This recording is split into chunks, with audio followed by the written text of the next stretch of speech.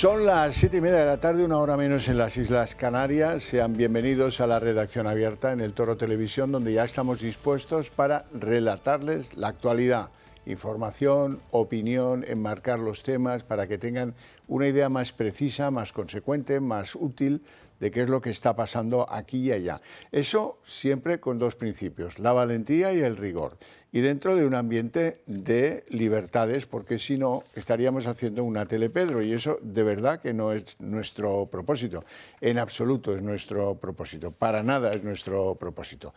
Empezamos hablando de Venezuela, porque en la madrugada de entre ayer y hoy, no sé exactamente la hora, la Asamblea venezolana aprobó la ley de amnistía como buena asamblea venezolana bolivariana por unanimidad. Han aprobado una ley en la que hay 200 que no entran, de eso vamos a hablar enseguida. Pero a España le ha faltado tiempo, al gobierno de España, para apresurarse a pedirle a la Unión Europea, hombre, retiren las sanciones contra el gobierno de Delcy Rodríguez, la encargada, la que manda en Venezuela, bueno, teóricamente, ¿verdad? Porque ya han aprobado la amnistía y entonces, pues como la presidenta ha tenido tanto vínculo con el gobierno de España, tanto con Ábalos como con Zapatero, con el PSOE y el episodio de Barajas y todo eso, pues da a entender a Álvarez, el ministro español de Asuntos Exteriores, que quien tiene urgencia parece que es el gobierno de España en levantar las sanciones sin que quede claro cómo se resuelve esto de la ley de amnistía. Vamos a escuchar a Álvarez. Hoy hemos recibido una muy buena noticia desde Caracas, una noticia que da esperanza en esta nueva etapa en la que está inmersa Venezuela, que España venía solicitando desde hace mucho tiempo. También creo que es una muy buena señal de hacia dónde se dirige Venezuela en esta nueva etapa. Y también les anuncio que vamos a solicitar formalmente a la Unión Europea que retire las sanciones a la presidenta encargada Delcy Rodríguez. Porque la Unión Europea tiene que enviar un signo de que se está yendo por el buen camino en esta nueva etapa. ¿Qué peligro tiene este pillo? He dicho pillo, no payo, ¿eh? Este pillo tiene mucho peligro. Bueno, es verdad que están contentos en Venezuela porque muchos han salido en libertad o van a salir en breve en libertad. Uno de los casos es el de Juan Pablo Guanipe. Este es un hombre vinculado a María Corina Machado que fue puesto en libertad, pero luego le detuvieron otra vez, le tenían en una especie de arresto domiciliario y ahora habla el hombre ya en libertad definitivamente, esperemos. Quiero anunciarles que gracias a Dios me encuentro en libertad plena. Reitero mi disposición de promover la reconciliación siempre que parta desde la verdad, con la verdad por delante y el reconocimiento de la voluntad de cambio de los venezolanos. Cada minuto detrás de una celda es un minuto de injusticia para los presos políticos y sus familias. Exijo la libertad para todos y el regreso de todos los exiliados. ¡Que viva Venezuela libre! ¡Que viva! Quiero hablar de todo esto con don Pedro Luis Pedrosa, que es consultor político venezolano y que atiende muy amablemente las llamadas que le hacemos desde este programa. Muy buenas tardes.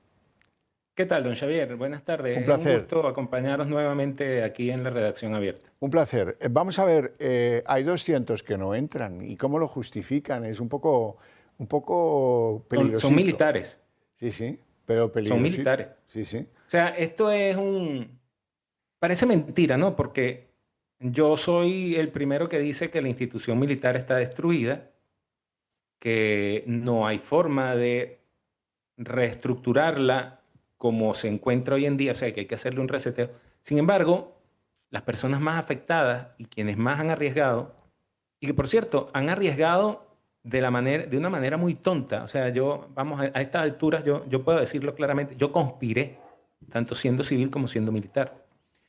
Y yo, como dicen ustedes acá, se me partía la caja de la risa de estar hablando con militares y decían, ¿y a quién le entregamos el poder? ¿Cómo que a quién? O sea, si tú agarras y las pones encima de un yunque y le vas a dar un mazazo, pues será porque tú tomas el poder. Entonces los militares venezolanos siempre fuimos, porque yo fuimos unos conspiradores muy cutres, muy mediocres. Y por eso hay 200 militares que están presos, entre ellos tal vez el más valioso y el más ejemplarizante, el teniente coronel Igber Marín Chaparro, número 1 de su promoción toda la vida, la calificación más alta de la Academia Militar en los últimos 50 años, una cuestión así. No hizo absolutamente nada, pero es un castigo ejemplarizante. Entonces, ¿por qué sacan a los militares? Porque tienen que seguir teniéndole, o sea, los vestigios del régimen tienen que seguir teniéndole la bota en el pescuezo a las Fuerzas Armadas. ¿Cómo? Porque estaba escuchando al gran mariscal Álvarez, ¿verdad? Que a él le encanta vestirse con esas pompas como si fuese un general del siglo XIX, diciendo, nos llegan buenas señales desde Caracas. So pendejo, porque el gobierno de los Estados Unidos le tiene la bota puesta en el pescuezo a doña Delcy y a don Jorge. Y recordemos, don Xavier, que la semana pasada hablamos de este tema, de que no salía adelante la ley de amnistía. ¿Y qué pasó en el transcurso de la semana pasada, del viernes pasado a hoy? Que el US Marine General Donovan, junto con el subsecretario de Estado para la Seguridad y la Defensa, Joseph Humair, aterrizaron en Caracas. Entonces les habrá dicho, miren, vamos lento. Y ahí los tres que tenía usted en la imagen ahí alineados ahorita, Jorge, Delcy y Diosdado, habrán dicho, sí, señor, muy marcialmente. Por eso es que sale hoy la ley. La ley de amnistía parece bastante amplia, ¿verdad? Pero deja por fuera precisamente las operaciones Gedeón, el golpe azul, todas esas conspiraciones militares que la mitad de ellas son, mira, ahí están, ¿ves? Sí, señor, los tres, con el general Donovan enfrente. Y aprovecho esa imagen para decir, el chavismo es una farsa, la izquierda es una farsa, la ideología de la izquierda es el alimento con el cual engatusan a los imbéciles. Y ahí están, 27 años de antiimperialismo yanqui, y ahora a Delcy le van a poner una estrella en Langley, ahí donde está la sede de la CIA, empleada del año. ¿Saben que los que fallecen en servicio o los destacados le ponen una estrella en el muro de ahí de Langley? Bueno, Delcy se va a ganar una estrella ahí en Langley. ¿Qué le parece a usted la decisión del gobierno español de pedirle a la Unión Europea que levante las sanciones a Venezuela? Bueno, don Xavier, ¿se acuerda que nosotros la semana pasada yo le decía que por cierto, hay que señalarlo, la ley de amnistía tiene un artículo que dice claramente, quedan fuera de esta ley los que estén incursos en violaciones de derechos humanos, en asesinatos extrajudiciales, en tráfico de drogas, etc. O sea, en unos delitos muy claramente definidos. O sea, ahí queda cancha para pasarle serrucho a Gran Cuarteaga, por ejemplo, a Zapatero, por ejemplo. A Zapatero. Pero ¿por qué el gobierno de España se apura? Bueno, porque como son socios, y queda claro que para establecer comunicación no hace falta tirar un puente, ya que te puedes comunicar por un túnel, como lo ha venido haciendo el régimen de Pedro Sánchez con el régimen de Maduro y ahora con Delcy. Entonces puedes comunicarte por un túnel. Entonces, a través de mira, legitímame ante la Unión Europea. Oye, Álvarez, apúrate ahí para que, mira, que nosotros estamos haciendo. Y por ahí es que quieren salvarle los trastos a quienes verdaderamente controlan este gobierno, que por cierto, lo hablábamos anoche en El Gato al Agua, que son los señores Bono, Zapatero, que son los verdaderos jefes, los que controlan el poder y los que establecieron las relaciones con Venezuela, no con Maduro, no con Delcy, sino desde la época del chavismo, desde que se compraron los 8 barcos que se compraron a Navantia, de los cuales siempre habrá que apostillar que ya Venezuela ha hundido 2 de esos barcos en menos de 20 años. Sí, sí. Bueno, pues esperamos, tendremos que esperar un cierto tiempo a ver qué termina pasando. Ahora ya, pues Delcy puede decir que ha cumplido con su programa de la ley de amnistía y a ver qué decisiones se toman en Washington a continuación con esos 200 que dice usted que son militares en su mayoría, bueno, pues Washington tampoco va a poder consentir que 200 presos políticos, por muy militares que sean, sigan ahí. Desde luego me parece despreciable el argumento que le he escuchado a Delcy Rodríguez. Dice, bueno, es que hay maneras y maneras de pedir perdón. ¿Cómo de pedir perdón? Te toca a ti y únicamente a ti, heredera del madurismo y el chavismo, pedir perdón. Mire, hay que señalar algo, ¿no? Es la naturaleza, aquí en España le llaman, nosotros en Venezuela también, pero usamos menos la expresión, la naturaleza de trepa de los hermanos Rodríguez. Esta gente, siendo parte del movimiento 80 de la Universidad Central de Venezuela, allá en los años, en los lejanos, ya muy lejanos, años 90, se habían opuesto a la candidatura del militar golpista Hugo Chávez. ¿Qué pasa? Que ellos estaban apadrinados, como eran hijos de un delincuente que bueno, que sí, murió producto de tortura en la cárcel de la DICIP durante el primer gobierno de Carlos Andrés Pérez, el señor Jorge Rodríguez Padre. Ellos estaban apadrinados por una persona muy cercana a Chávez, que se llama José Vicente Rangel, que sí, también ya debe estar en la quinta paila del infierno junto con Chávez. Entonces, esta gente ha ido trepando de forma civilina a la callada hasta llegar al punto en el que llegaron. Entonces, hay que tenerles mucho cuidado. Hay que tenerles mucho cuidado. O sea, yo estoy feliz por lo que está pasando en Venezuela. Me parece estupendo que sea los Estados Unidos quienes estén tutelando una transición, pero los actores, y de la oposición también, pues son todos la misma basura. Los actores del chavismo y la oposición, tanto más lejos permanezcan de la transición, tanto mejor para Venezuela. Lamentablemente, quienes tienen el control de la estructura del Estado hoy son estos señores. Pero la situación de Venezuela no está definida aún y sigue siendo muy peligroso todo lo que pase en lo sucesivo. Esperemos que, como decimos en Venezuela, se siga llevando la pea en calma. Bueno, Pedro Luis Pedrosa, un placer enorme tenerte en el programa. Te mando un fuerte abrazo y te deseo un buen fin de semana. Muchísimas gracias, don Xavier. A sus órdenes siempre y feliz fin de semana para toda su audiencia. Gracias. Bueno, entramos en la actualidad española porque a mí me ha parecido que el poca vergüenza de Fernando Simón, el doctor Simón del tiempo del COVID, se acordarán, de la pandemia, el del comité científico que nunca existió, el que nos engañaba cotidianamente. Bueno, pues ha ido a una conferencia en Valencia en la que se ha atrevido a decir, oiga, es que el COVID pues podría haber sido el triple de las muertes oficiales que hemos tenido. Pero hombre, vamos a ver, Simón, si todavía no nos habéis aclarado cuánta gente murió, si todavía no lo sabemos, ¿qué bobadas andas diciendo por ahí? De verdad, es una cosa insoportable lo de este tipo. Bueno, y algo de España hay que contar también, porque quiero que sepáis algo que es muy relevante.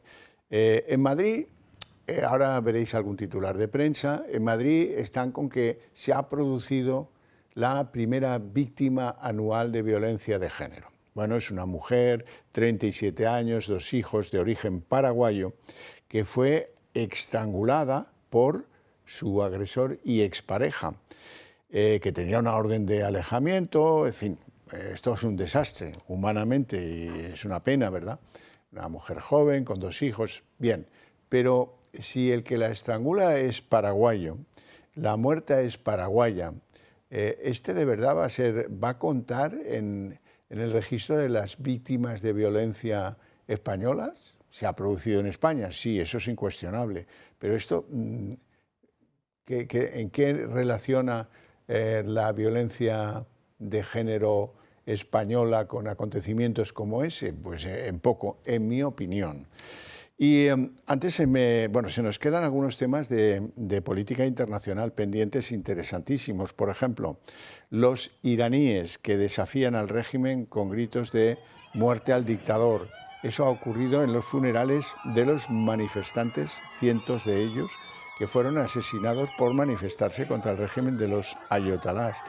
Organizaciones de derechos humanos dicen que el número de muertos durante esas protestas del mes de enero se eleva a más de 7.000 personas, mientras que 53.000 fueron detenidos y algunos de ellos se enfrentarán a una petición del régimen de pena de muerte. Por cierto, que el régimen de Irán condenaba a la horca pública a un joven de 18 años por participar en esas protestas, que es una barbaridad, se mire como se mire. Andrés Mountbatten Windsor. Bueno, pues el ex príncipe, resulta que ayer detenido, resulta que ahora empiezan a conocerse esos secretos que parece que filtró a Epstein, unos secretos estratégicos, unos secretos de negocios, unos secretos que revelan una conducta impropia a todas luces, que también revela cómo las élites se dedican a depredar al sistema. Bueno, quiero hablar de todo ello con don Paul Gordon, que es profesor de Historia Contemporánea en el CEU San Pablo de Madrid. Muy buenas tardes, Paul, y gracias por atender nuestra llamada. Placer. Buenas tardes, Javier. Bueno, supongo que hay conmoción en el Reino Unido, sobre todo, bueno, ya el tema de las jovenzuelas y todo eso ya quedó más o menos claro y depurado, pero ahora está el gran tema, que es cómo este hombre filtraba a Epstein secretos de Estado, cómo convertían a Epstein en uno de los tíos que puede que supiera más de algunas cosas que el MI5, y que desde luego facilitaba y de gran manera los negocios, el enriquecimiento de Einstein con un conocimiento, digamos, material de cosas pues, que pues determinan el valor de acciones, determinan cómo posicionarse en el mercado. Todo esto es muy difícil de digerir, ¿no? Sí, la opinión pública pues está pues en estado de shock y yo creo que vamos a ver si realmente cómo queda todo esto, ¿eh? Porque yo tengo mis dudas si realmente todo el mundo está es igual ante la ley, ¿no? Habría que ver dónde termina todo esto. Desde luego las acusaciones contra él pues son, como has dicho muy bien, en conducta muy inapropiada en cargo público, como has dicho, ejercía hace tiempo de enviado especial de comercio exterior para mi país y aparentemente está acusado de pasar información confidencial de tipo gubernamental. Pero yo quería decir que todo relacionado con esta persona, el ex príncipe, pues está claro, ¿no? Es condenable si es verdad todo lo que se le acusa. Pero hay otra persona que está acusado de algo muy parecido, que es el ex ministro, ex embajador Peter Mandelson, Sí. que también está acusado de haber filtrado información confidencial del mismísimo consejo gobernador del Banco de Inglaterra, ¿no? Hasta el gobernador del Banco de Inglaterra habló de eso, dijo que no lo podía creer, que nada más decidir algo de tipo de carácter confidencial, el Mandelson lo estaba comentando al Epstein por correo electrónico. Es que, entonces, habría que ver dónde termina todo esto, la verdad. Es alucinante. A ver si es verdad que no hay nadie por encima de la ley. A ver si es verdad. En Inglaterra esto significa posible condena de cadena perpetua. Bueno, eso habría que verlo. Están diciendo en la BBC, que me está sorprendiendo al escucharlo, que no solamente dicen que habría que preguntar a los guardas de seguridad, las escoltas, ¿no?, policiales del ex príncipe Andrés, pero también posiblemente a otros miembros de la familia real, el rey Carlos incluso, ¿no?, que sabía de la relación de su hermano pequeño con Epstein y todo lo demás, si estaba al tanto de sus actividades o no, las actividades delictivas de las cuales está acusado. Entonces, esto no sé realmente dónde va a parar y qué va a pasar, pero es interesante, sí.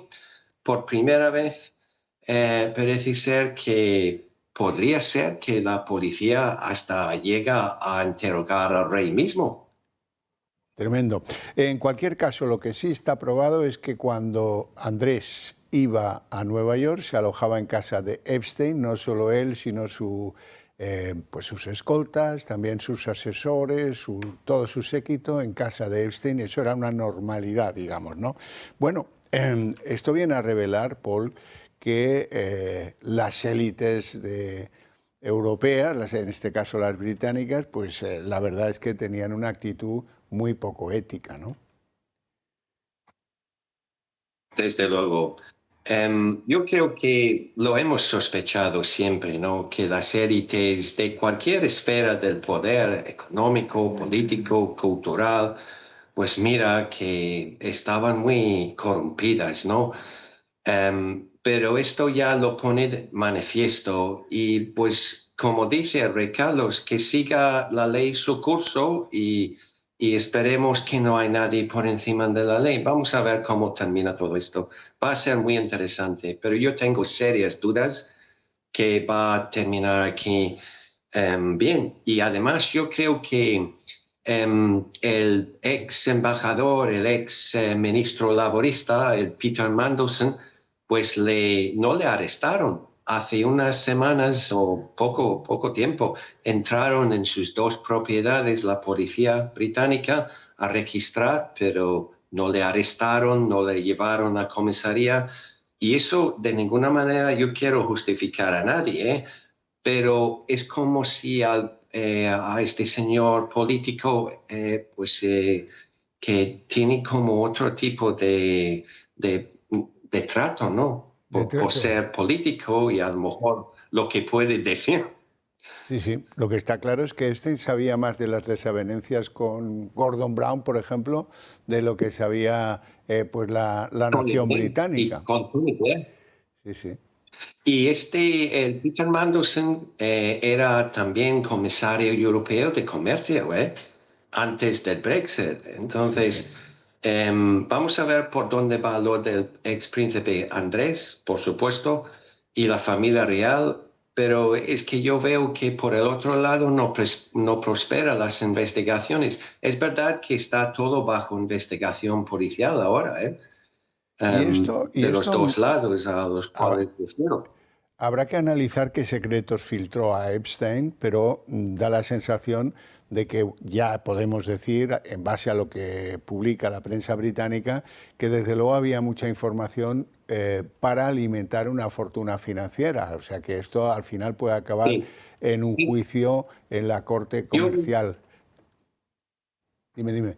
yo comparto la sorpresa, o por lo menos la sorpresa manifiesta del gobernador del Banco de Inglaterra, cuando dijo hace pocos días que se quedaba asombrado que este Peter Mandelson estaba revelando información del del Banco de Inglaterra. Es increíble. Y el príncipe Andrés, pues parece ser tres cuartos de lo mismo, ¿no?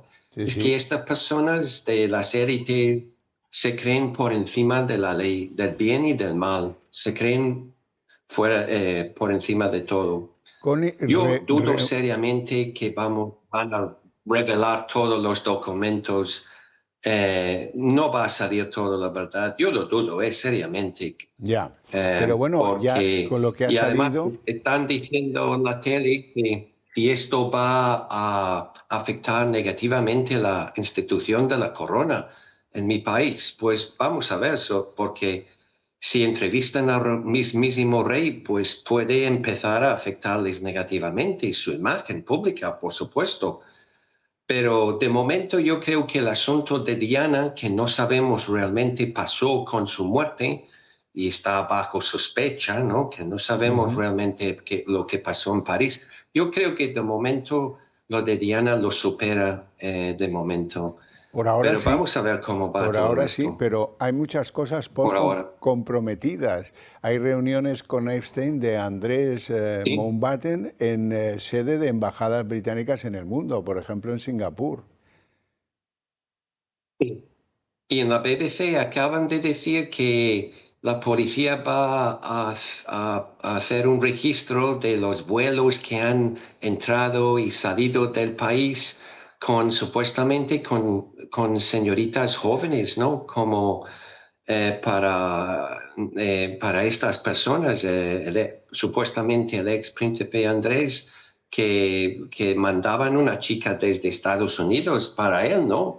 Entonces la policía está pensando registrar los vuelos en los aeropuertos para verificar si esto era más que una chica que entraba y salía del país, ¿así? Bueno, ¿Y para quién? Y mira, esto es una caja de Pandora.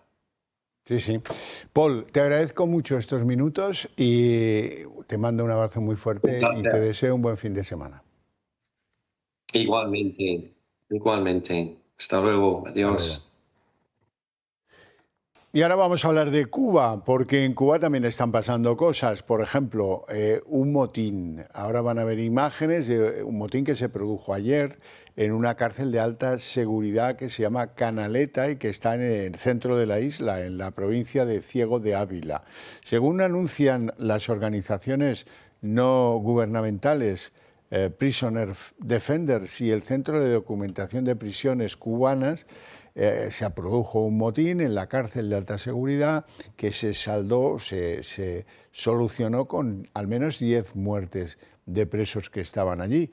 Durante el motín, y aquí viene lo significativo, los presos sublevados exigían libertad para la isla, coreando consignas como «Viva Trump» y abajo Díaz Canel, que es el presidente de Cuba, como saben, así como la más coreada de todas las consignas, «Patria y vida».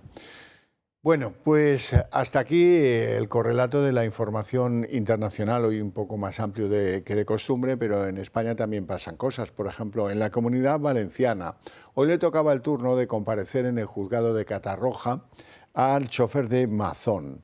Este hombre ha ido a declarar y ha dicho que la alerta, que se llama Es Alert, sonó cuando todavía iban en el coche hacia el Cecopi.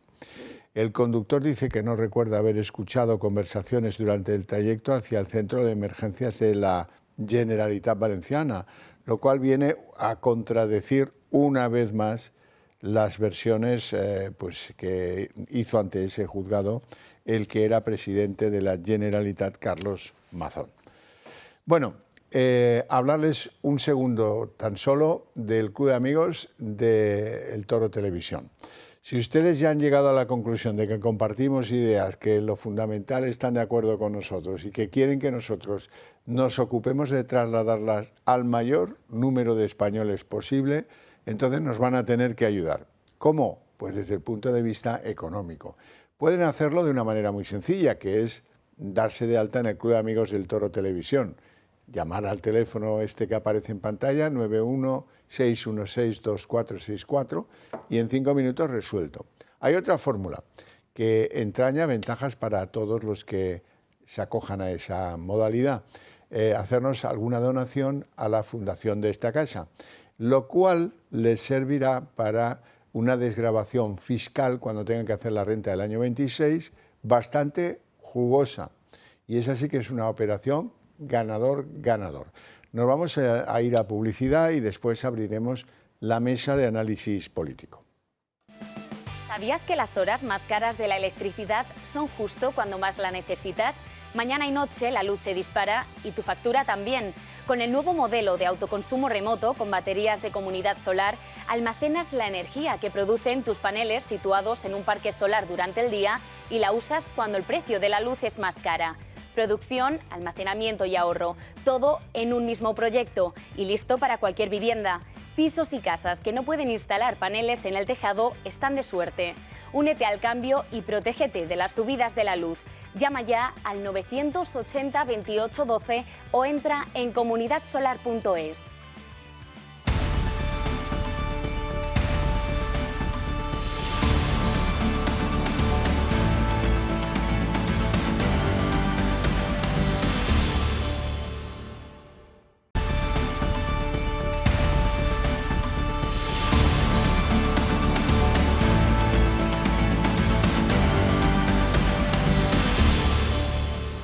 Son las 8:03 jóvenes minutos, momento en el que abrimos nuestra mesa de análisis político, que no será porque no tengamos ropa por planchar, que tela marinera en el día de hoy. Pero lo primero es presentarle a nuestros invitados. Doña Marcela Regía, muy buenas tardes. Muy buenas tardes. Tarde, noche, no Noches, sé si fuera lo de que noche sea. o es tarde todavía. Abogada, docente y además buena amiga de la casa. Don Luis Sancho, abogado del Estado jubilado, muy buenas tardes. Pues no insistas en lo de jubilado, que me cabrea mucho. ¿En serio? Sí, sí. Ah, pues yo pensaba que tú querías que No, yo lo jubilado dijera. me parece, tiene connotación de ser un trasto viejo que te dejan por ahí. Al contrario. No, experimentado, pero bueno, experimentado. te lo tomo lo bueno, en el Hombre, sentido por supuesto, no puedes tomarlo de otra manera. Don Carlos Entrena, Buenas eminente tardes. jurista y presidente del Club Liberal Español. Encantado de estar aquí. Buenas tardes. No sé si contarlo o no contarlo. Hombre, claro que sí. Cuéntelo claro que usted. sí. Cuéntelo usted. Pues el otro día, me parece que fue el martes o miércoles, Sí. no sé qué día de esta semana, Javier Horcajo le dio a mi madre las buenas tardes desde este estrado, desde este micrófono, a Carmela, pues porque es una fiel seguidora de este programa. Y entonces, pues, mi madre pues, estaba muy emocionada y muy agradecida. Pues nada, si tuvo un instante de felicidad solo por eso, bien valió la pena. Bueno, no saben lo que me disgusta hablar de este tema, pero hay que hacerlo porque sigue siendo un tema central de la actualidad política. También es verdad que según cómo se cuentan las cosas son distintas, ¿no? Me refiero al asunto del DAO, lógicamente. El asunto del DAO parece que ya va bajando. No va bajando, porque lo fundamental, desde mi punto de vista, es resolver algunas cuestiones que tienen que ver con el director general de la policía, en primer término, el superior jerárquico del DAO, que es un hombre de Bono, es un hombre que estuvo en los gobiernos de Bono y que está agazapado ahí de director general, que nadie se cree que no supiera lo de la denuncia por agresión sexual, porque en julio, han dicho, el abogado de la víctima ha dicho que en julio se comunicó al Departamento de Recursos Humanos algo muy relevante, que es que una inspectora de policía denuncia al DAO por agresión sexual, pues ya me dirán si eso es cosa del cada día. Naturalmente, yo no me creo que el director general no diga nada, no actúe en consecuencia, como dictan los protocolos. Si esto lo hubiera hecho un policía nacional de calle, hubiera actuado el protocolo, ¿verdad? Hubiera estado separado de servicio, probablemente de empleo y sueldo, hasta que una comisión dilucidara sus responsabilidades. No ocurrió así con el DAO.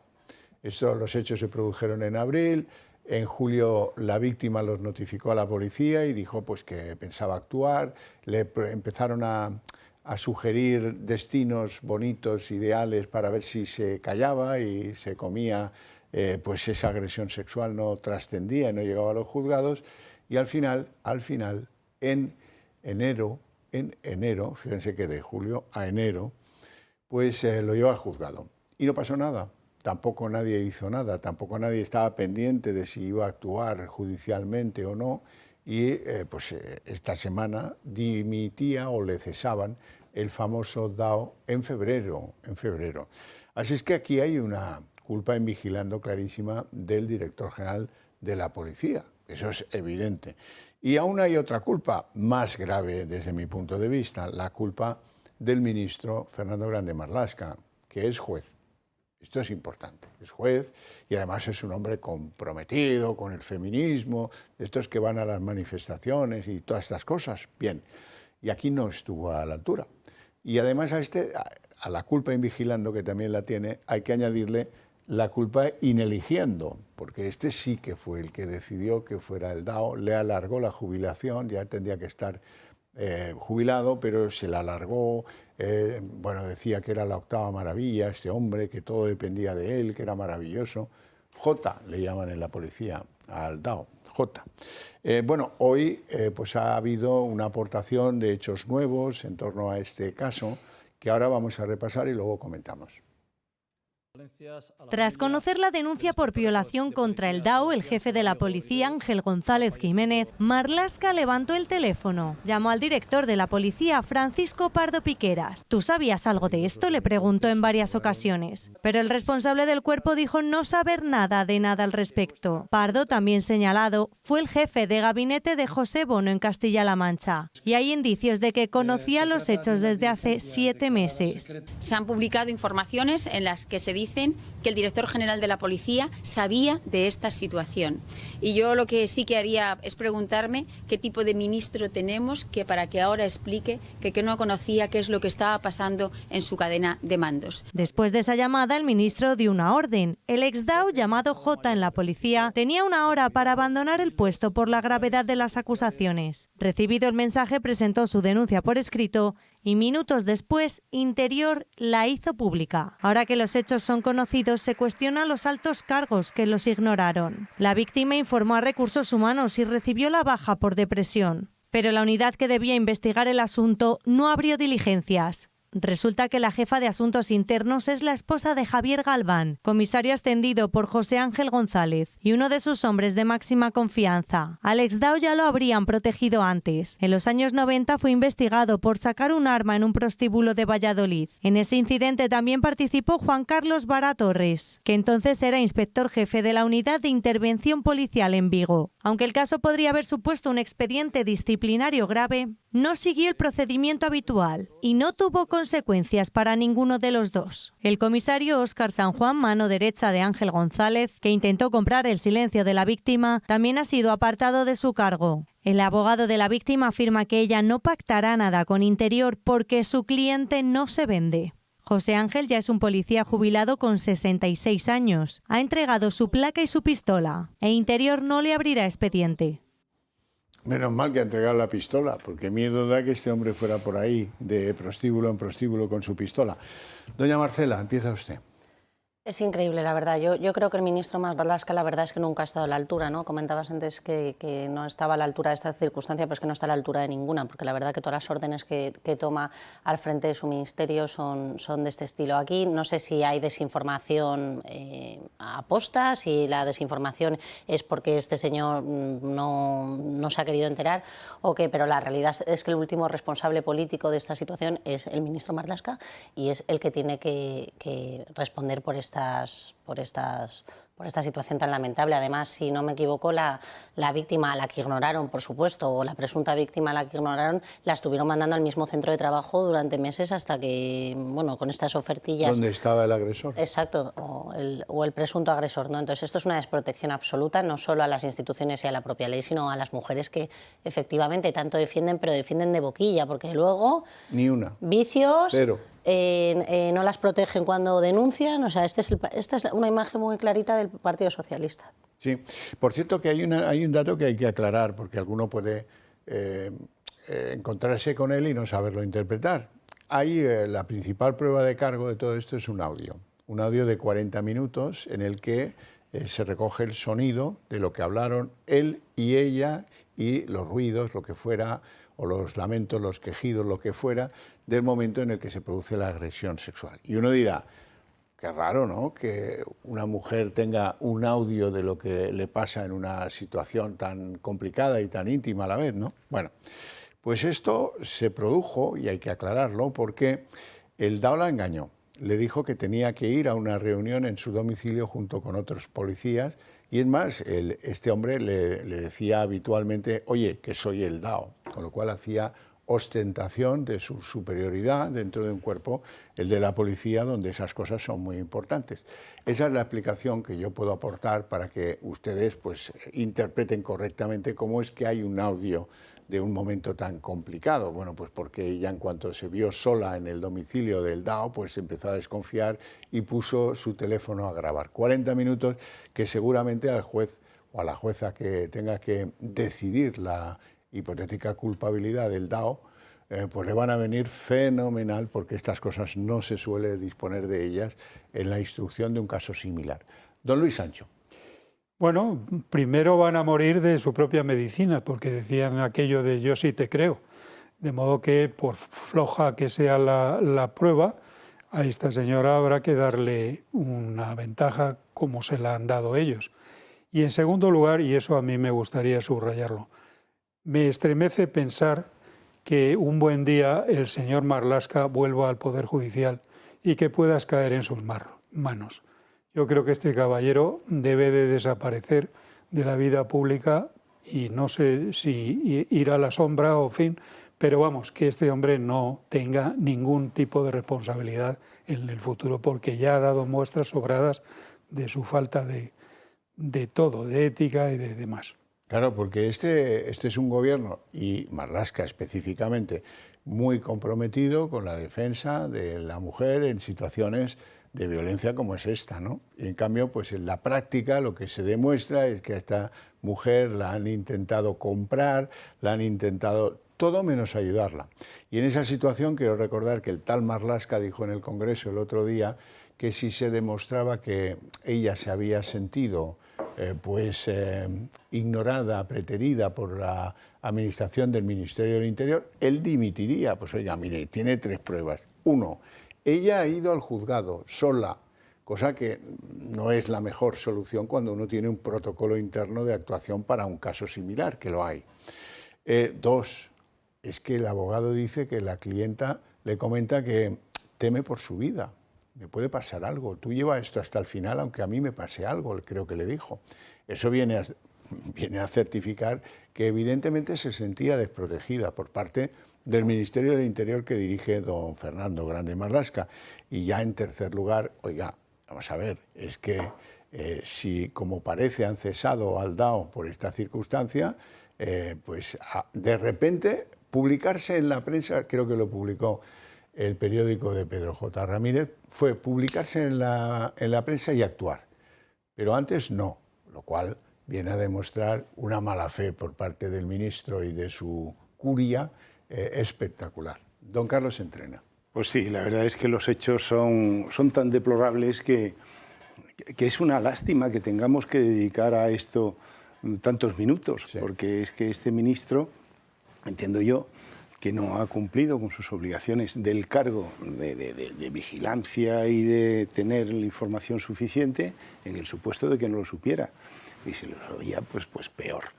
O sea, en cualquier caso, el que haya una policía nacional asustada, aterrorizada, conmocionada por estos hechos que le ha pasado con su jefe y que el jefe abuse de su autoridad de una forma reiterada y que haya un cierto encubrimiento por parte de tantos de la camarilla de este DAO dimitido, sí. Que no cesado, dimitido, porque... No, cesado porque yo me he leído el BOE y es concluyente. Pero pone cese, pero ahí parece que, bueno, al final el boletín es lo que dice, pero vamos, parece ser que tuvo la oportunidad de dimitir y que dimitió, pero que luego han puesto cese, es lo que yo he entendido.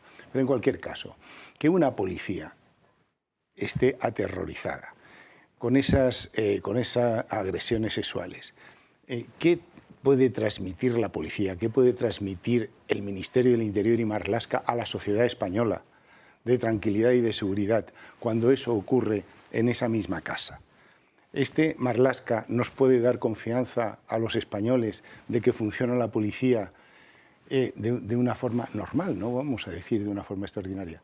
Con unos servidores tan estupendos como tiene, como conocemos, pues bueno, pues habrá ahí un grupo de personas que abusan y que están encubriendo de alguna forma todos estos hechos. Yo creo que Marlaska sabe lo que tiene que hacer, asumir sus responsabilidades políticas, porque claro, si él dice que me lo pida la víctima, pero es una cosa, es de un cinismo terrible, pero efectivamente es que se lo ha pedido poniéndole la querella a este señor, diciendo que está aterrorizada y el abogado comunicando en toda la prensa y en los medios de comunicación que esta mujer está absolutamente asustada y que teme por su vida. Pero bueno, este ministro es que no transmite el mínimo estándar de seguridad que necesitamos los españoles. Claro, y luego hay dos fenómenos que se producen que hay que comentar, porque es así. La policía es el órgano al que las mujeres que han sufrido agresiones sexuales tienen que ir. ¿Con qué confianza van a ir? cuando ven que el que está por encima de los 75.000 hombres de la Policía Nacional es en sí un agresor sexual, pues eso dice muy poco.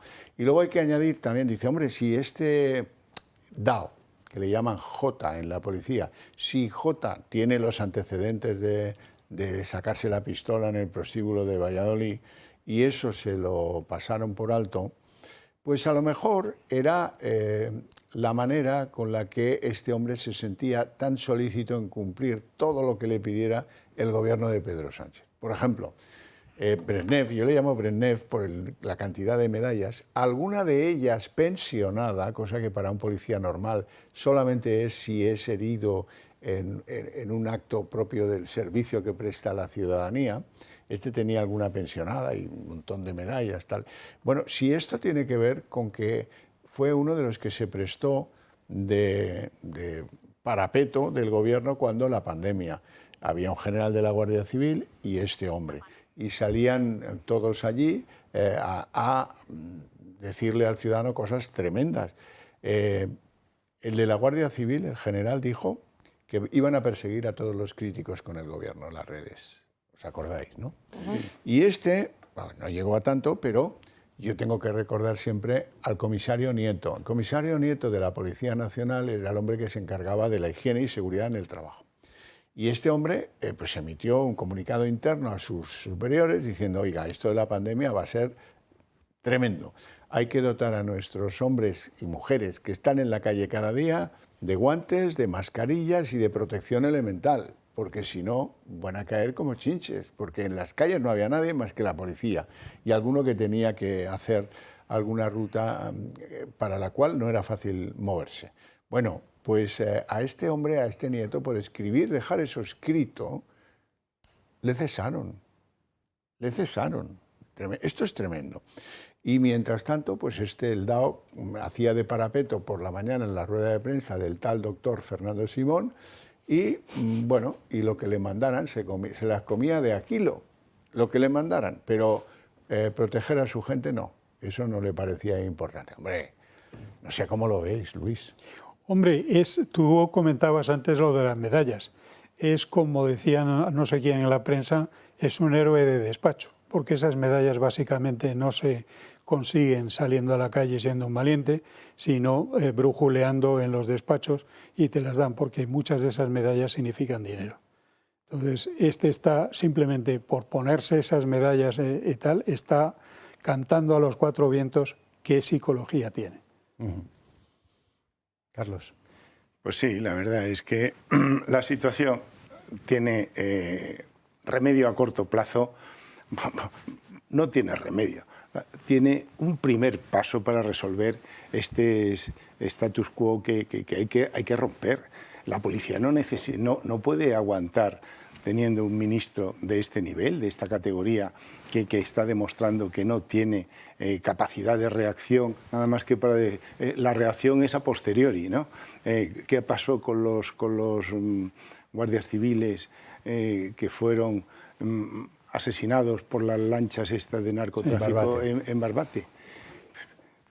¿Ha reaccionado? No ha reaccionado. ¿Cómo ha reaccionado aquí? Ha dicho simplemente pues que no lo sabía, que no lo sabía. Y que si se siente desprotegida, que él dimite. Bueno, con eso se puede despachar unas agresiones sexuales de este calibre por parte del Dao. Y luego, Marcela, está el aspecto humano, porque al ministro no le costaba nada cuando salió a dar esa corta explicación, decir, pues he hablado con ella esta mañana para ver cómo está, para ver qué errores se han producido, bueno, nada, que no le ha llamado. No le ha llamado, no se debe sentir obligado. Es tremendo esto. No la ha llamado ni la va a llamar, porque bien lo apuntabais antes. ¿Dónde están las de Hermana Yo Sí Te Creo? ¿Dónde están todas estas socialistas y podemitas en la calle gritándole al ministro Marlaska y haciéndole scratches? ¿Dónde están? Porque cuando son los de ellos no lo hacen. Pensé, esto es gravísimo porque el protocolo de acoso, que por cierto está regulado en la ley de un acoso de este tipo en cualquier entorno laboral, profesional, etcétera, es de inmediata apertura y de tomar cartas en el asunto de inmediato. Esto pasa en la empresa privada y tú tienes a todas estas mujeres de pancarta en la puerta hundiéndote la empresa, y cuando les pasa a ellos les da igual. O sea, es tremendo. O sea, es Es una falta de responsabilidad, es una falta de humanidad, es una falta de ética, de moral y, por supuesto, de incumplimiento flagrante de la ley, vamos. O sea, Bueno, todo clarísimo. Pues dejamos este tema que es bien desagradable, pero es la obligación manda, ¿eh? Y nos vamos a ir a publicidad.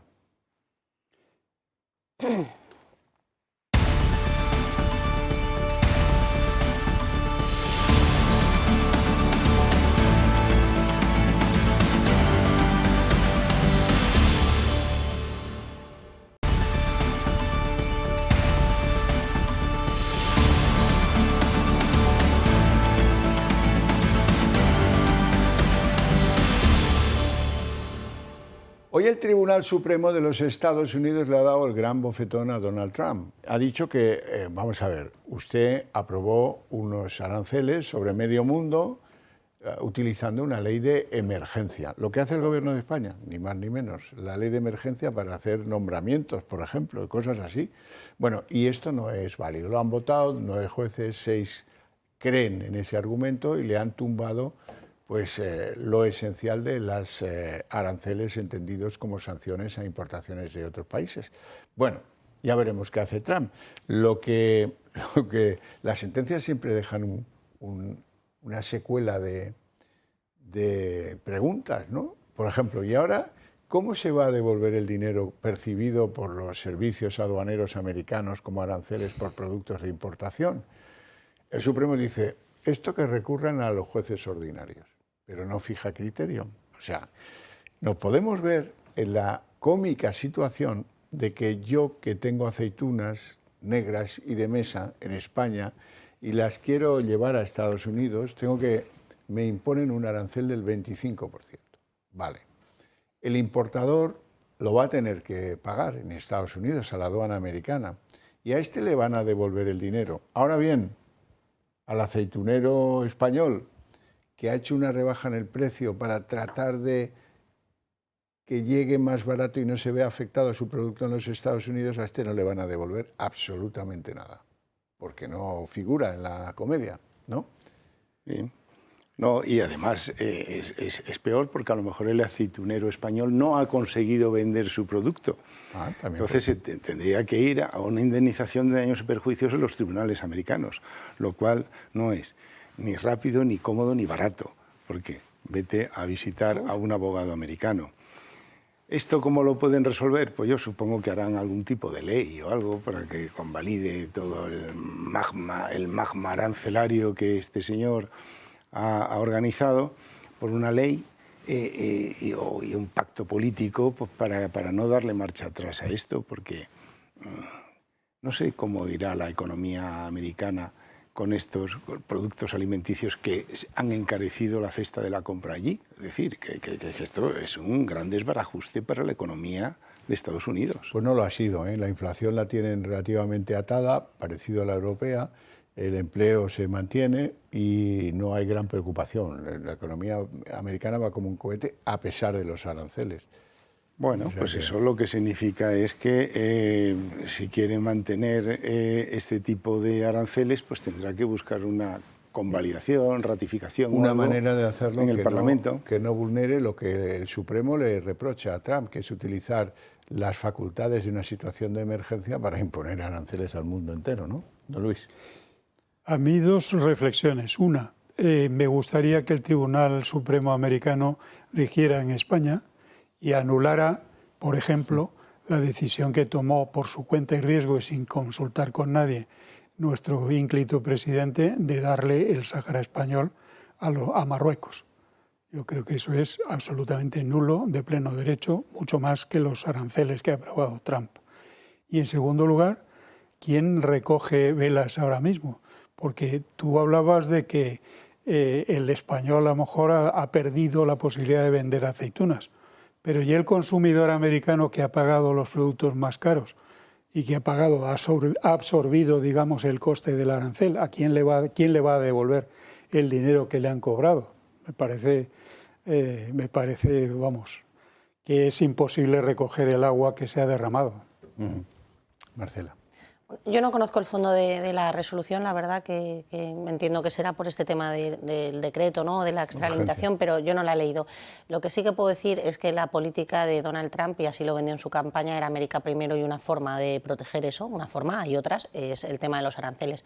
Entonces, en ese sentido, pues tú mismo lo apuntabas, la economía, a pesar de ello, sigue como un cohete, ¿no? Entonces, sí ha sido efectiva para lo que él creo que buscaba. Ahora bien, no lo sé, como no conozco la resolución, no creo que sea retroactiva por el simple hecho de que será muy difícil efectivamente solventar las consecuencias que eso haya tenido, con independencia de que cada uno pueda pedir una rescisión, o sea, unos daños y perjuicios o lo que fuese, ¿no? Y para mí, también como ha salido el tema sobre la mesa, el tema de pues el español que vende aceitunas y tal, yo creo que a los españoles lo que tendríamos que también pensar es tener unas políticas que les protejan y no la competencia desleal que vive la mayoría de nuestros ganaderos, que entre otras cosas se podría solucionar con aranceles de impuestos por la propia España, por la propia Europa, y no que entren productos del extranjero con peores condiciones que la de los españoles de una forma más fácil. En todo el mundo agroalimentario, ¿verdad? Bueno, seguimos con nuestro correlato de la corrupción. Aquí casi todo es materia penal. Hay una señora que a mí me parece espectacularmente atractiva desde un punto de vista informativo. Se llama Carmen Pano. Seguro que recuerdan ese vídeo en el que decía muy tensa: soy Carmen Pano y he llevado no sé cuántas bolsas con no sé cuánto dinero a la sede del PSOE. Sí. Bueno, se fue al notario a hacer una manifestación. Luego la llamaron de un juzgado y fue y contó lo mismo que la notaría. Dio algún detalle más. Lo entregué en la segunda planta, había un señor allí que me lo recogió y tal. Bien, los juzgados hasta hoy no han hecho nada en el territorio de identificar al que se quedó la bolsa, que es clave. Pero bueno, hoy esta señora sabemos que le dijo al juez de la trama de los hidrocarburos que antes de cesara Ábalos, la trama del hidrocarburo pagó 1 kilo, yo ya que soy ya un poco experto en el lenguaje de lo que podíamos llamar la golfería, 1 kilo pues significa 1 millón, ¿no? Entonces, que a Ábalos le pagaron eso, la casa, efectivo y muchas más otras cosas. Bueno, entonces, además de, claro, viene a contar la señora Pano, pues que aquí había un margen de corrupción con mucha tela detrás, en un caso que el fraude en los hidrocarburos es más viejo que la historia de las finanzas públicas. Hay cientos de casos, siempre los ha habido. De hecho, hay una unidad específica en Hacienda que va con unas varas muy largas a ver si el vendedor de gasolina tiene en el tanque lo que dice que tiene en el tanque o ha vendido. Eso se llama aferición. Sí. Aferición, la medida. Mira que hay cosas modernas y siguen usando el palito, como si fuera el aceite del coche. Pero ahí están, y cada año descubren una y otra y otra. Bueno, el caso general de los hidrocarburos es por un importe de presunta defraudación a Hacienda de 280 millones de euros, que se dice pronto. Vamos a verlo.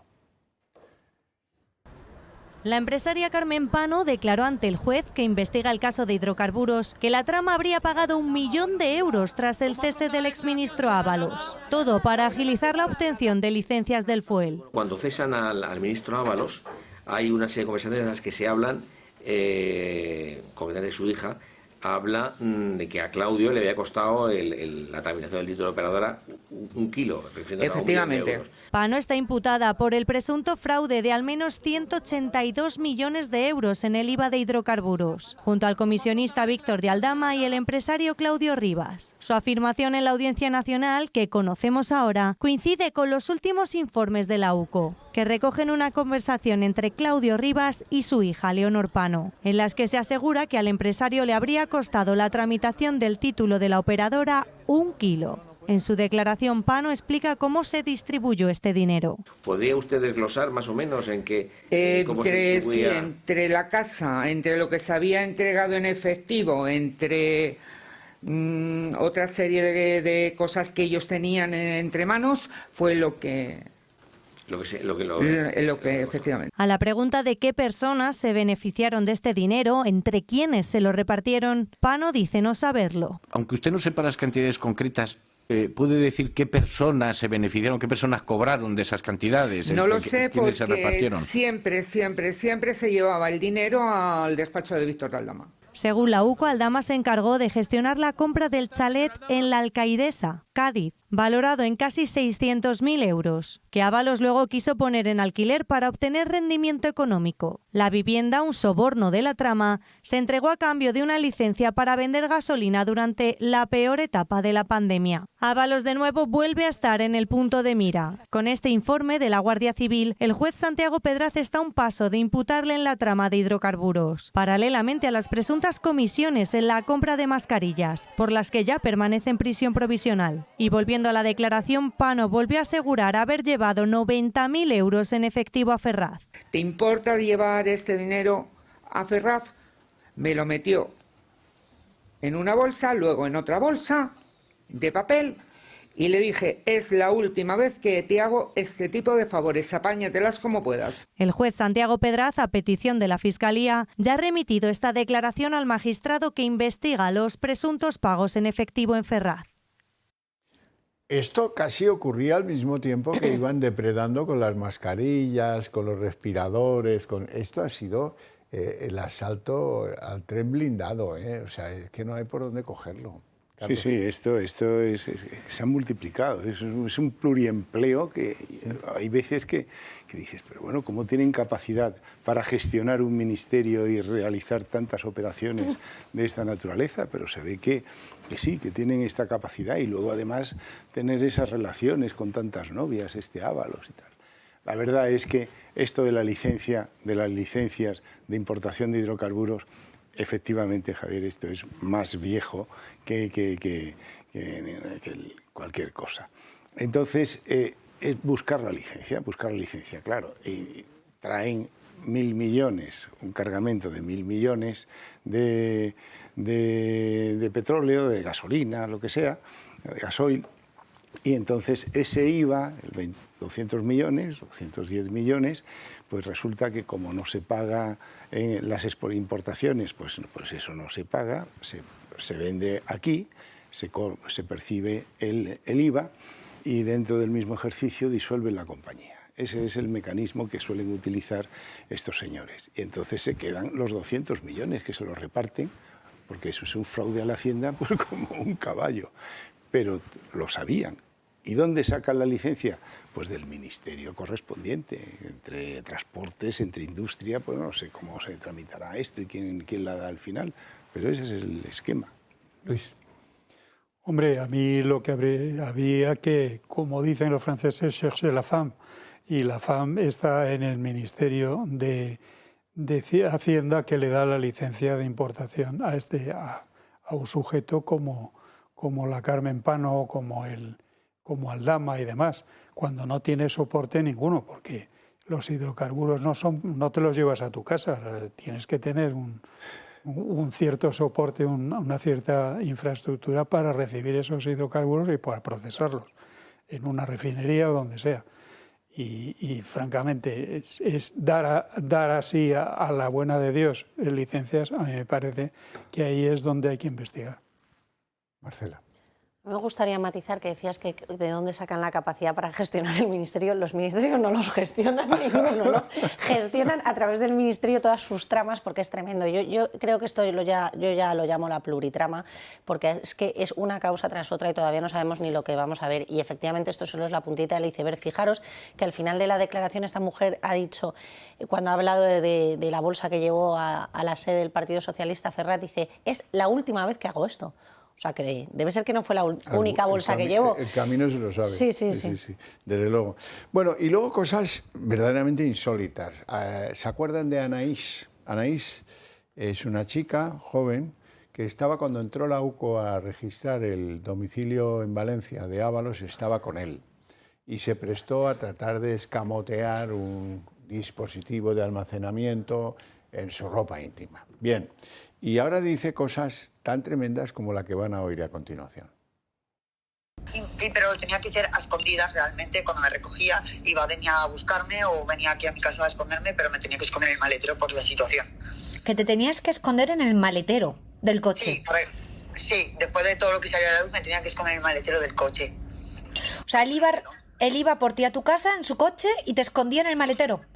Sí, y cuando me lo conocí al principio podía ir delante sin esconderme nada. Después, desde que todo salió a la luz después de lo de la UCO.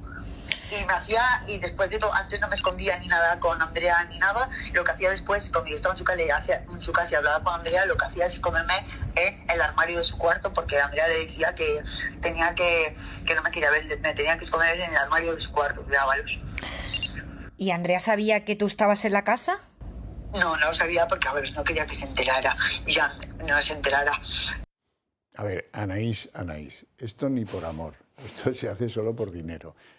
Yo creo que no vale la pena ni que lo comentemos, ¿verdad? Pero bueno, ha quedado la cosa bastante clara.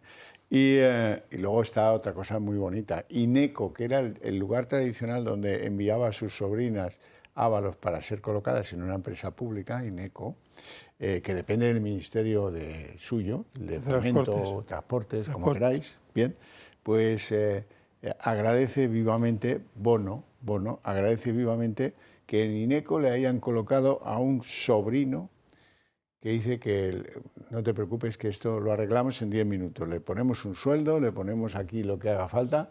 Y ya han llamado al chaval y está encantado. Bono pidió a Ábalos que colocaran en Ineco a un joven del PSOE y a los 10 días tenía un contrato de 36.000 euros. O sea, esto es asaltar el Estado. Es eficacia, Sí, el asalto al presupuesto. Bono era un tío muy importante, ¿dónde va a parar? ¿Ese sobrino es como las sobrinas de Ábalos? Porque sabiendo por dónde derrota Bono, pues... Pues sí, cabe esa posibilidad que tampoco vamos a comentar. Ya. A lo que vamos, en el territorio más político. La última maniobra del tal Gabriel Rufián está en liderar a los más ofendidos de Algeciras en una alternativa de la izquierda radical para reavivar la enésima refundación de la izquierda radical, está muy condenada. Está muy condenada por varias razones. Una de ellas, pues que Podemos ha dicho que tururú, que ellos no entran por ahí.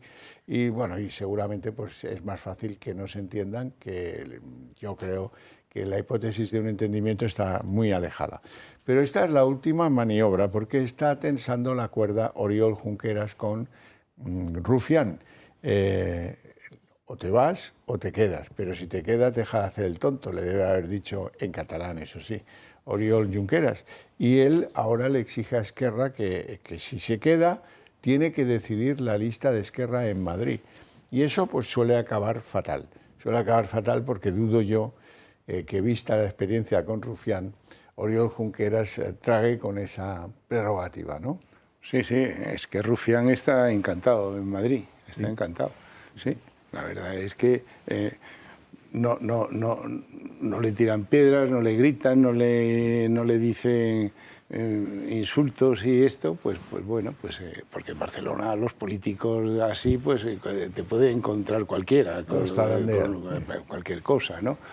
Entonces, bueno, pues aquí está el hombre, que la gente es respetuosa y va a los restaurantes y no tiene problemas, pues está muy a gusto y parece ser que tiene una vida bastante estable, o ha encontrado una pareja estable, y entonces, bueno, pues de todas formas, yo creo que lo que ha dicho Rufián no les ha gustado ni a Podemos, Sumar, los comuns y todos estos, pero no está mal pensado, para intentar sacar el mayor número de candidatos, el mayor número de escaños en el Congreso, que es lo que él quiere.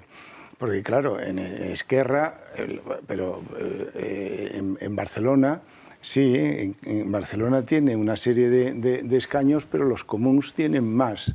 Ada Colau tiene más votos. Entonces, con su argumento de que lidere o se presente la lista en Barcelona o en cada una de las provincias, el que tenga más posibilidades de salir, entonces Esquerra no podría presentarse en Barcelona. A ver, ¿por qué digo yo que no van a llegar a buen puerto estas negociaciones? Pues porque sí, esto que dices es así, la lógica, si presentamos los 14 una candidatura única, pues sacará más escaños, sí. Pero, ¿cómo repartiremos la pasta? porque los 14 cobran un dinerito por cada voto que obtienen. Claro, y si imaginemos que se llama, la hipótesis de futuro se llama restar, o dividir, o multiplicar, me da igual. Yo que soy Compromiso, o tú que eres En Común, no sé qué, ¿qué? ¿A nosotros qué nos van a dar? Nos van que repartir, claro, pero claro. Ah, claro, siempre... A mí me encantaría que formara ese partido para así llamarles el Partido de los Rufianes, que sería muy descriptivo. Sí. Él habla de confluencias, no habla de un nuevo partido, sino de confluencias, bueno, sí. No al estilo de Roca con el Partido Reformista. Ya me lo temía. ¿Tú le ves futuro? ¿Y Yolanda le deja? Yo no le veo y espero que no lo tenga. Yo creo que lo que subyace aquí realmente es poder, ¿no? Realmente Rufián, este independentista antiespañol, pero que cobra un sueldo de los españoles todos los meses en el Congreso, lo que busca aquí es poder y cero proyecto para Cataluña, porque hace mucho tiempo que todos estos partidos independentistas no nos plantean nada para Cataluña. La única que lo plantea es la que está subiendo y el resto están peleándose para no perder cuota de poder y para no perder escaños, ¿no? Bueno, pues llegamos al espinoso tema de las balizas llamadas V16, obligatorias para los conductores. La Comisión Europea advierte al gobierno español de que pues, no puede ser un país que tome una decisión así sin comunicarla. Ni la comunicaron ni esperaron que les autorizaran a hacerlo. Por lo tanto, pues ya tenemos una pega. Yo me alegro muchísimo porque si hay una operación que puede acreditar un diseño espantoso es la de la implantación de las balizas V16, que estas no valen, que las otras sí valen, que ahora te multo. No habrá multas al principio, ya las hay. La Guardia Civil diciendo, es que eso no se ve, no sirve para nada, no se ve si hay alguien parado y no y tal. Bueno, Marien Vallejo nos cuenta la respuesta de la Comisión Europea.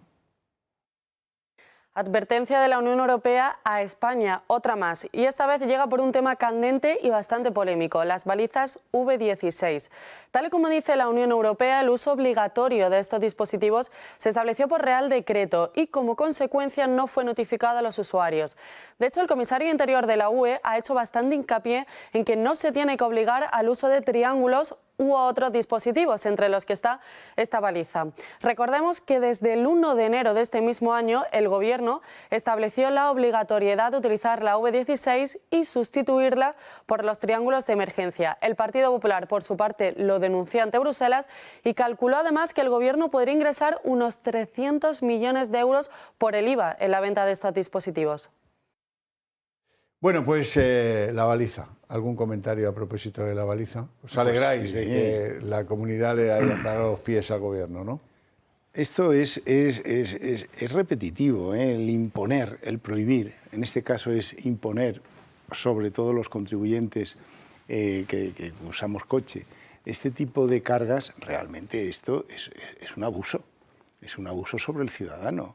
Pues porque no hay un fundamento legal, no hay un fundamento jurídico y además no hay un fundamento práctico, porque están diciendo los guardias de tráfico y los expertos en los vehículos que no se ve, Más aún, creo que como hay una aplicación que utiliza tráfico y que utiliza con carácter general, cuando alguien ha tocado el botón de estas balizas por la noche, resulta que se han aproximado no para socorrer, sino para asaltar a ese coche personas que han tenido acceso a esta página web o lo que sea, pues porque tienen esa información con carácter general. O sea, es que es todo disparatado.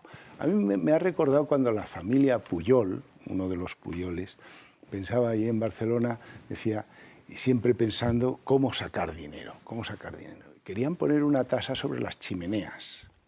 Allí, pues, el que tenga una chimenea en casa y el que se emita humo, o se emita o no se emita humo, le vamos a poner una tasa. Es un sistema depredador sobre el bolsillo del ciudadano. Ese es un abuso más. Luis, ¿tienes baliza? Yo no tengo coche, con lo cual no tengo baliza. Te libras. Pero hay un individuo absolutamente tóxico tóxico en el gobierno español, o la administración española, que lleva mucho tiempo además en su sitio, que se llama Pere Navarro, que es el director general de tráfico, y este siempre tiene felices ideas. Y yo creo que una de estas ideas que ha preconizado ha sido él, y además es como muy autoritario, y dice que es el que ha dicho que está muy bien que los coches no circulen por ciudad, que la gente vaya en autobús y en metro y tal. Es una cosa increíble. Sí, sin embargo, no dice nada del estado de las carreteras, donde hay camiones que revientan la rueda por los baches. Es el París-Dakar diario de los usuarios del automóvil en España. Problemas de mantenimiento. La DGT tendría que ser un organismo neutral que dijera, oiga, no, esta carretera, así esto no puede seguir, ¿no? Pero no. Yo estoy completamente de acuerdo, creo que es un sistema opresor y lo he visto así desde el inicio, pero también creo que es un tema propagandístico, propaganda y clientelar. Es decir, por un lado te sueltan el rollo este de que ellos te van a hacer mejorar tu seguridad con el invento este que luego los profesionales han dicho que no servía. Por supuesto, también el tema de la geolocalización ha provocado asaltos a personas y tal, eso ya también lo sabemos, pero además clientelar, porque no vamos a dudar que aquí alguien, amigo del entorno del gobierno, se ha sacado unas perras con el tema de la baliza, como cuando nos pusieron las autopistas a 110, las pegatinas esas, y luego a los 4 meses las volvieron a retirar y otra vez volvían a ser a 120. Alguien ahí ha puesto el cazo y se ha llevado algo, o sea, eso no me cabe duda. O sea, al final, las palizas estas, que vale ya el juego de palabras, las pagamos siempre los mismos. Es un impuesto encubierto y es un tema de imposición y control social. Nos vamos a ir a publicidad, 2 minutos tan solo, volvemos enseguida.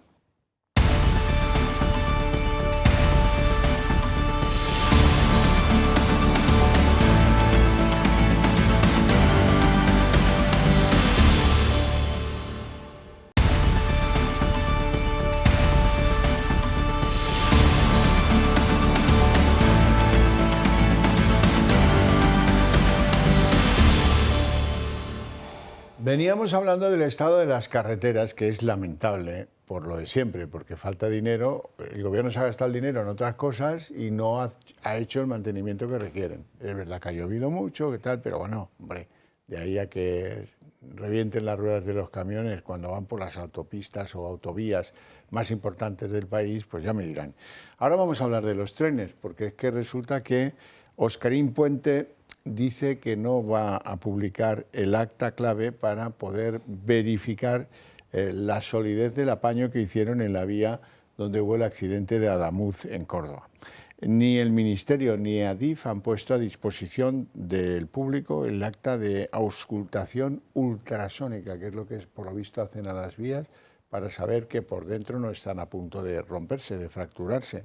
Queremos saber todos cómo fue la soldadura sospechosa de haber provocado el accidente.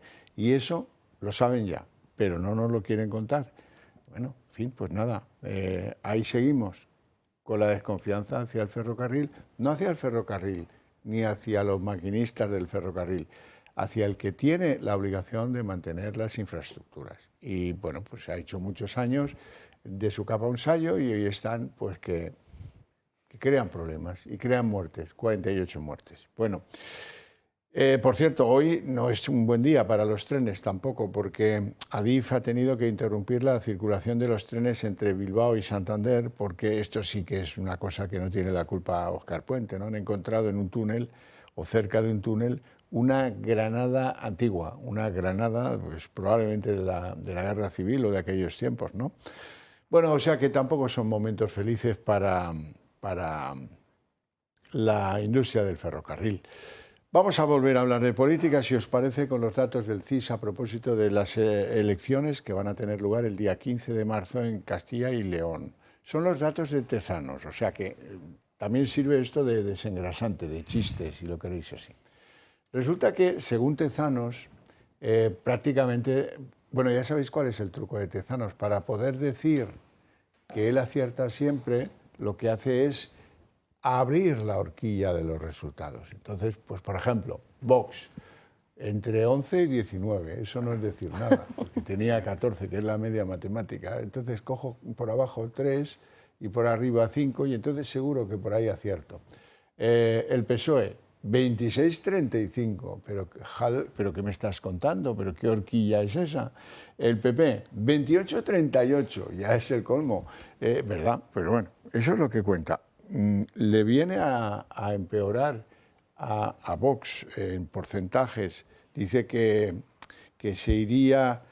Vox iría a un 16,1, cosa que no coincide con lo de Aragón ni con lo de Extremadura, pero bueno, ¿qué más dice este hombre? Dice que todo lo demás pequeñito que veis ahí se estrellará, no obtendrá representación, excepto la Unión del Pueblo Leones, que a esta sí que le augura cierto futuro en las nuevas Cortes castellano-leonesas.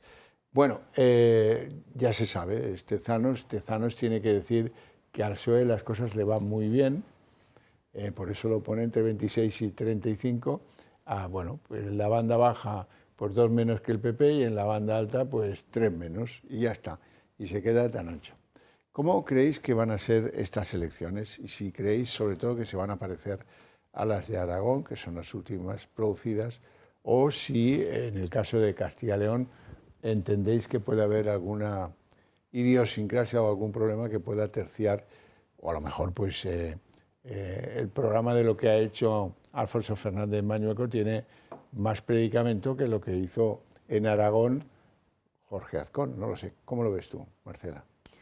A ver, hay que tener en cuenta una cosa respecto de las elecciones tanto de Extremadura como especialmente en Aragón, que el porcentaje de Vox actual en las Cortes de Castilla y León es alto, es un 17 y pico %, que eso no pasaba en las otras autonomías, con lo cual subir tanto como ha pasado en Aragón o en Extremadura pues es complicado porque, claro, el porcentaje de voto es limitado, ¿no? O sea, rondaría como mucho el 20%, ¿no? Entonces, yo creo que eso en la encuesta, no en esta en concreto cocinada, sino en general se refleja porque no lo podemos comparar porque el porcentaje de Vox ya era bastante más alto que las otras dos autonomías. Yo creo que en general, y sin creerme en absoluto esta encuesta y sin fiarme mucho de ellas, lo que se ha observado en las calles en las dos últimas elecciones que hemos tenido es que la gente quiere seguridad, la gente quiere defensa del campo, la gente está preocupada por el tema de la inmigración y la realidad es que solo hay un partido que lo defiende con claridad, ¿no? Hay algunos que lo defienden en la calle, pero luego cuando tienen que votar en el Congreso, en Europa, se les olvida. Entonces, yo pronostico que Vox subirá, pero ya os digo que no creo que porcentualmente tanto porque no es posible. Pero sí que creo que va a pasar una cosa que sí se ha reflejado en Aragón y en Extremadura, que Vox ya no es un apoyo puntual, ¿no? Que Vox va a tener que ser el compañero para gobernar en estas autonomías y igual, y esperemos, en unas elecciones generales. Carlos. Pues sí, yo coincido con lo que dice Marcela. Yo creo que la derecha española, el PP y Vox, pues tienen que entenderse en Extremadura, en Aragón, en Castilla y León y en el Congreso después de las elecciones generales. Entonces eso es como un dato, es que no es algo que va a ser un dato. Pero hay otro factor que yo quiero resaltar, que es la poca confianza que da estas encuestas que hace el CIS, que es que realmente esto es una malversación de fondos. Yo no sé para qué nos gastamos el dinero. No tendrían que hacer ninguna encuesta política. Exacto. Dedicarse a cuestionarse, a hacer encuestas sobre asuntos de la sociedad española. Claro. Pero no de la política, que se la hagan los partidos políticos, las encuestas, ¿no? Claro. Hay encuestas sobre la preocupación de los españoles en el tema de la inmigración, en el tema de la agricultura, de la ganadería. Hay encuestas de estas, pero es que no se ve ninguna, por lo menos no trasciende, a lo mejor se las quedan en el gobierno, pero vamos. Y estas son las que publican. Sí, sí. Luis. Hombre, yo creo que la lógica impone que, dado que la problemática a la que se enfrentan las personas en Castilla y León y en Aragón son muy parecidas, son problemas de campo, problemas de más, pues yo calculo que las diferencias de resultados no van a variar mucho de un sitio a otro. Si es caso, aumentará aumentará algo la participación o la votación a favor de Vox, puesto que el PP ha metido la pata gracias a la señora Guardiola, que es un magnífico propagandista de la oposición. Pues bueno, y en cuanto a Tezanos, creo positivamente que cuando cese, si es que alguna vez cesa en el CIS, se dedicará a escribir ciencia ficción porque se le da de maravilla. Bueno, y en Aragón, ¿cómo van las cosas? Se preguntarán. Pues que Azcón ha hecho una propuesta más o menos concreta de un sillón importante, la presidencia de las Cortes de Aragón, y hoy le ha respondido Ignacio Garriga, el secretario general de Vox. Nos lo cuenta Alba Sánchez. Jorge Azcón mueve ficha para intentar garantizar la estabilidad de su gobierno. Sin una mayoría absoluta en las Cortes de Aragón, el Ejecutivo necesita apoyos para sacar adelante los presupuestos y evitar un escenario crítico. En términos de aritmética parlamentaria, Vox es socio imprescindible para que Azcón alcance una mayoría estable en las Cortes. La pregunta es simple. ¿Qué está dispuesto a conceder Azcón para que Vox garantice esa mayoría? Sobre la mesa pone una bajada de impuestos, aumentar esa inversión en crear nuevas infraestructuras que podrían ser hospitales, colegios, estaciones de tren, también reforzar su apoyo al campo y propone un control más exhaustivo de los gastos superfluos del Ejecutivo regional.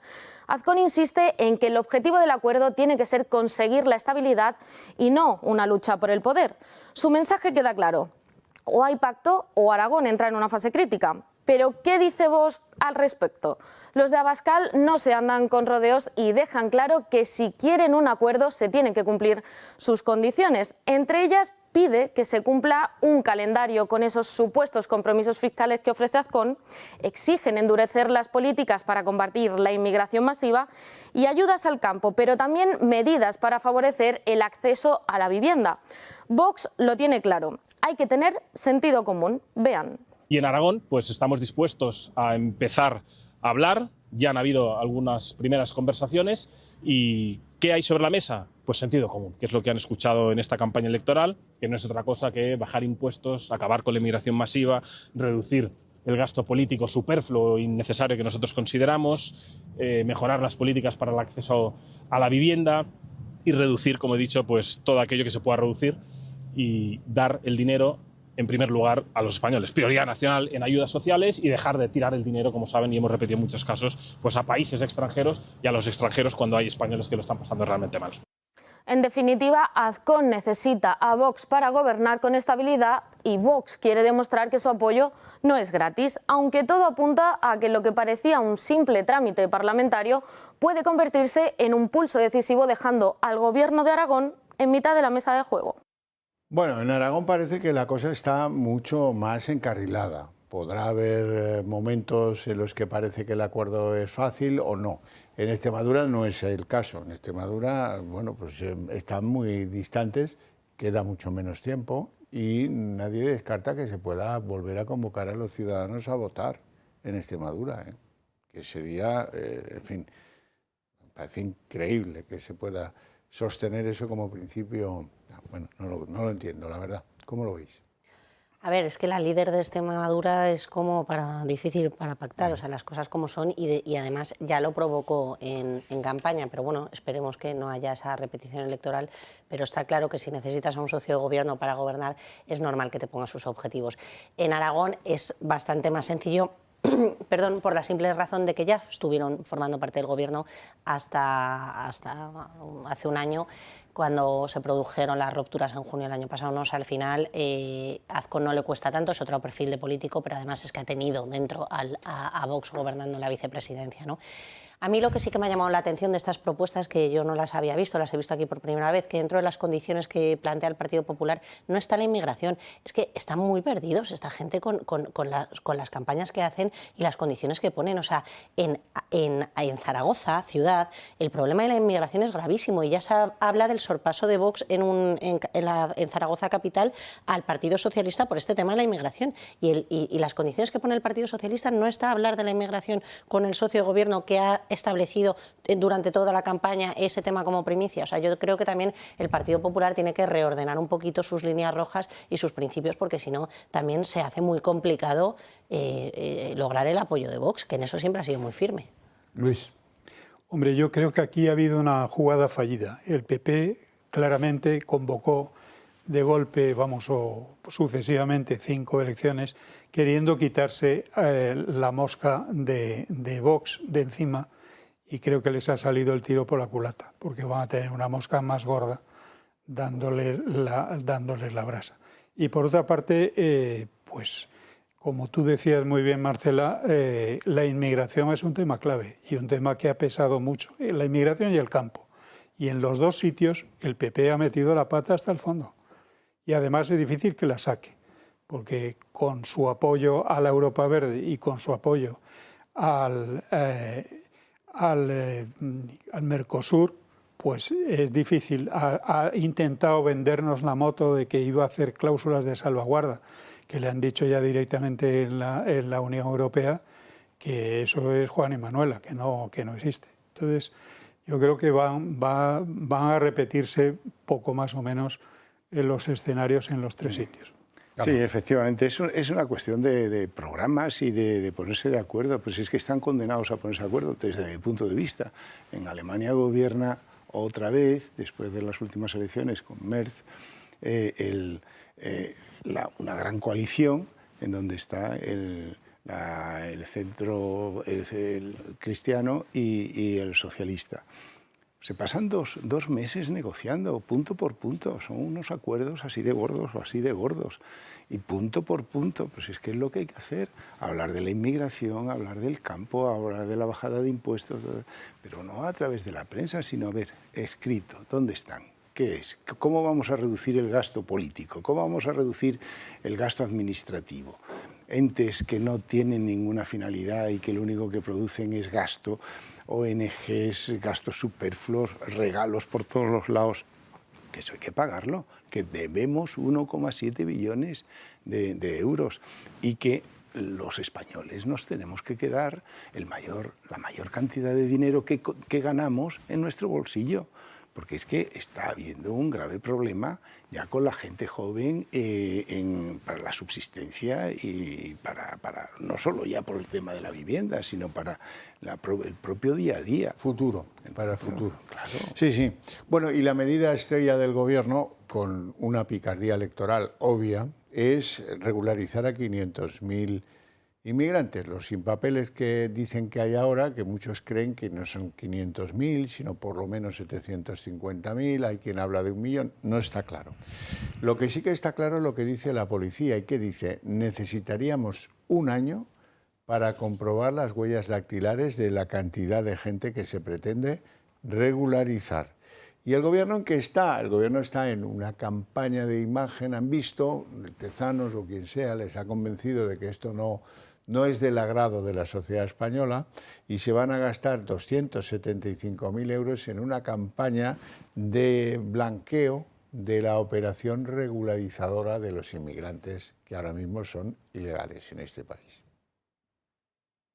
Tras aprobar el decreto ley que regulariza a personas inmigrantes, las personas que participen en este proceso y que acrediten los requisitos podrán acceder a una autorización de residencia legal en España. El siguiente paso es tomar 500.000 de huellas. Se trata en su mayoría de hispanoamericanos que trabajan en el sector de la hostelería y que buscan regularizar su situación en España. Aún así, también se han visto varios consulados y CETI de países como Argelia con largas filas. Para que se hagan una idea, se trata de un procedimiento que va en línea con la famosa frase de Larra que dice «vuelva usted mañana». En primer lugar, deberán solicitar cita previa para la toma de huellas a través de la plataforma del Ministerio del Interior. Dependiendo de la sucursal de policía, en muchos casos no hay citas disponibles, por lo que toca revisar el portal hasta que aparezca una posible fecha. Sin embargo, la realidad es que grandes ciudades como Madrid o Barcelona están saturadas. Después de solicitar el trámite, tienen 30 días para tomar las huellas. A estos se suman otros 45 días hasta poder recoger la tarjeta en la comisaría correspondiente. En ese momento ya pasarían a estar identificados en el sistema. Por otro lado, hay que tener en cuenta que habría que comprobar las huellas de todos aquellos inmigrantes que hayan cometido un delito. Un trámite largo de verificación que pasa por el sistema automático de identificación biométrico. Una vez son cotejadas, los policías deberán revisar las 30 aproximaciones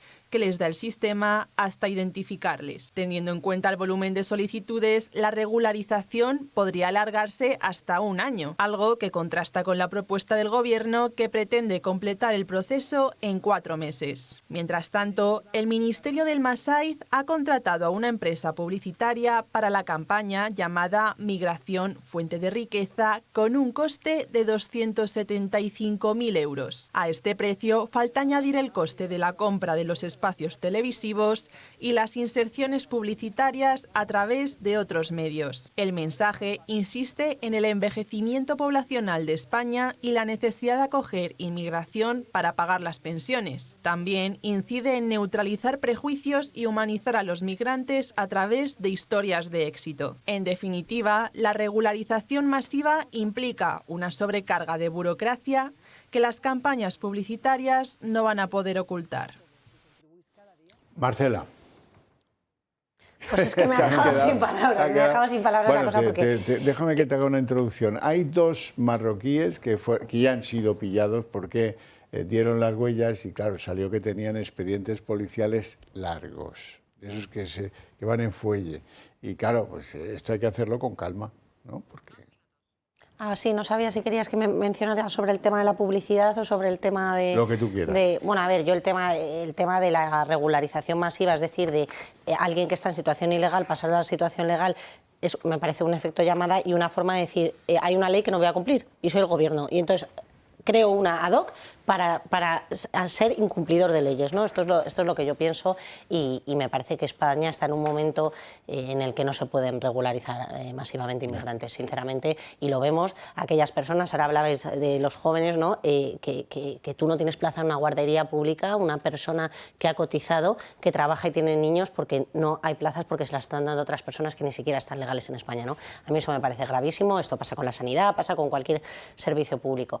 Y bueno, y el tema este del adoctrinamiento por publicidad institucional, pues veamos a ver lo que es. Estoy deseando ver los anuncios, pero es que ya me parece que alucinante. O sea, ya me da igual que sean 200.000, 20.000 o 2 millones. Es que esta gente que se cree que nos tiene que convencer a través de los medios de comunicación de sus delirios. Es que es una cosa alucinante. Somos tontos.